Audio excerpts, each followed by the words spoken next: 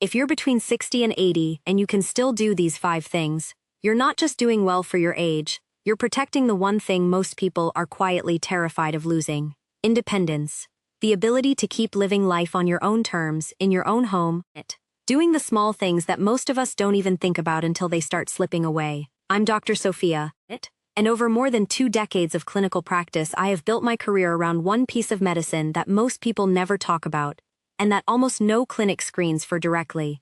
Before I recommend any major treatment plan, before I clear anyone for surgery, before I sign off on any significant lifestyle change, I sit down and I assess what I call a patient's physical reserve: how strong their heart is, how well their lungs move air, how easily they can get up, walk across a room, climb a few stairs, and recover from a small stumble, and how much stress their body can comfortably absorb before something breaks down. And I've seen this difference up close, hundreds of times. 2 patients, same age, coming in for the same procedure. One arrives on her own, in comfortable shoes, walks down the hallway without holding the railing, jokes with the nurses while she's being prepped, and climbs up onto the operating table herself without a second thought.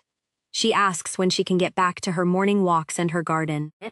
The other arrives in a wheelchair, with her adult daughter at her side, needs 2 staff members just to help transfer her onto the table, and is already anxious about how she's going to manage her recovery at home, whether she'll be able to cook, bathe, or even get to the bathroom on her own. Same age, same procedure.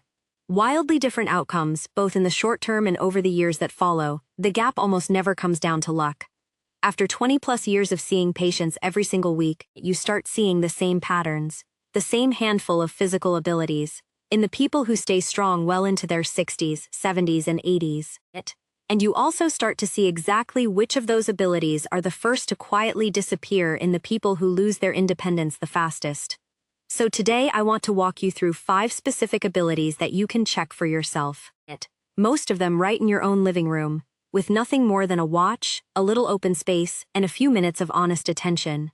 And I'll tell you what each one reveals about how well your body is really aging, why physicians and researchers pay so much attention to it, and what you can do to keep it strong, even if you've never focused on it before. The first ability I want to talk about is your walking speed, because researchers genuinely call it a vital sign of aging. Just like resting heart rate or blood pressure, your walking pace gives a remarkable real-time window into what's happening across your entire body. It's not about how fast you can sprint. It's about how comfortably you move at your everyday pace. The kind of pace you use when you walk to the mailbox, when you cross a parking lot, when you take a stroll around the block after dinner. The reason for this is because walking efficiently is not a simple act.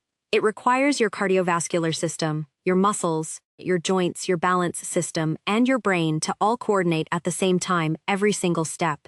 When one of those systems starts to decline, walking speed is often the very first visible signal of that decline. Even before any single problem shows up on a blood test, a scan, or an imaging study, large studies that have tracked thousands of older adults over many years have consistently found that people who walk faster tend to live longer, and that relationship holds up even after researchers account for other major health conditions like high blood pressure, cholesterol levels, diabetes, and smoking history. A comfortable walking pace of roughly 3 miles per hour, which works out to about 1 mile in 20 minutes, is generally associated with better long-term outcomes in older adults. Walking significantly slower than that, especially when you didn't used to, tends to correlate with a higher risk over the coming years. Here's the reassuring part. Walking speed is highly trainable. With regular brisk walking, especially when you build in simple intervals where you pick up the pace for a minute or 2 and then settle back down, you can measurably improve it. Even something as simple as a 15 to 20-minute walk most days of the week, where you simply walk a little faster than feels easy, starts moving that number in the right direction within a few weeks. You don't have to become a runner. You just have to walk like your body still has somewhere to be. Okay, now let's talk about something that surprises almost everyone the first time they hear about it, and that is grip strength. It seems like such a small, specific measurement. Squeezing a little device with your hand for a few seconds. But your hand grip is actually a powerful proxy for your overall muscle strength and for what's called your physiologic reserve. Basically, how much capacity your body has stored in the bank for those moments when life gets hard, when illness comes, when surgery is required, when recovery demands more than your daily routine ever has. Grip strength correlates closely with strength in the larger muscle groups throughout your body: your legs, your core, your shoulders, your back. Low grip strength has been linked in clinical research to a higher risk of falls, slower recovery from illness or surgery, longer hospital stays, a greater likelihood of needing long-term care, and even reduced overall longevity. It is one of the simplest, cheapest, fastest tests in modern medicine. You can do it in a clinic in under a minute. And yet it tells us a surprisingly large amount about how someone is going to fare over the next 5, 10, 15 years. The encouraging news is that grip strength responds really well to basic resistance training. You don't need a gym membership. You don't need fancy equipment. You don't even need to leave the house. Even simple things like carrying groceries in from the car, lifting a light box over your head a few times, opening stubborn jars, or using a basic resistance band for 10 or 15 minutes while you watch television. That kind of consistent effort, done just 2 or 3 times a week, can move that number in the right direction at almost any age. Your muscles are listening, even now.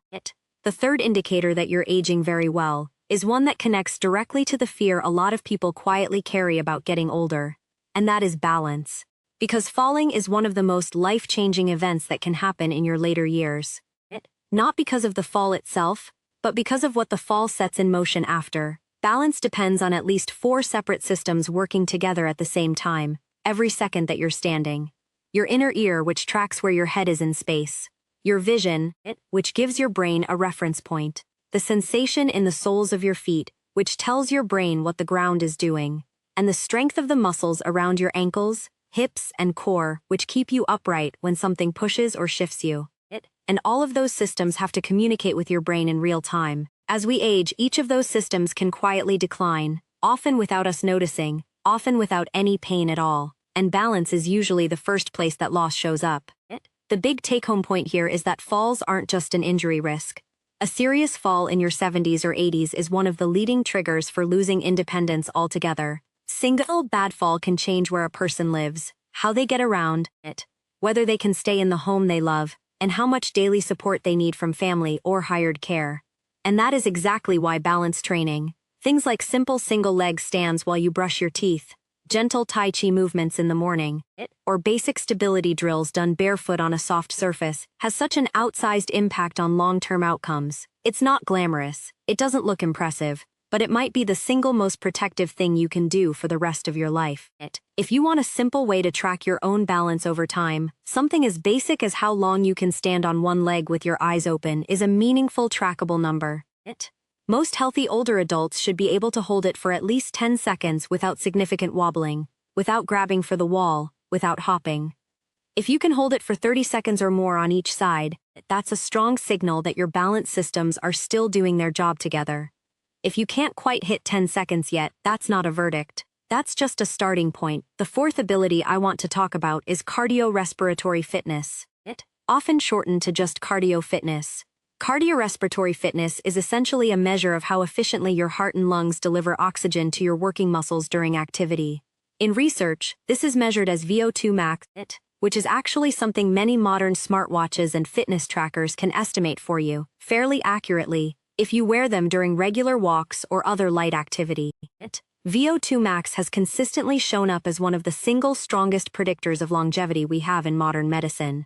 In some large studies, it has turned out to be a stronger predictor than smoking status, stronger than the presence of diabetes, even stronger than blood pressure in certain populations, and the science behind why that is makes complete sense. A body that can deliver and use oxygen efficiently has more reserve to handle illness, to weather surgery, to fight off infections, and to support the everyday demands of staying physically active and mentally engaged with the world around you. The good news here is significant.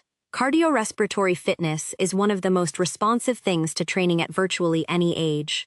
It doesn't care if you're 65 or 75 or 85. Regular aerobic activity like brisk walking, cycling, swimming, light jogging, water aerobics, or anything that gently elevates your heart rate and keeps it up for 20 or 30 minutes, consistently improves VO2 max in a measurable way, even when you only start that habit later in life. And those improvements show up in the research within weeks, not years. Your heart and lungs are among the most forgiving organs in your body. They want to get stronger. They just need the invitation. And finally, the fifth ability I want to discuss is something that looks simple from the outside, but actually reveals an enormous amount about what your body can still do. and that is the ability to get up off the floor without using your hands or arms for support.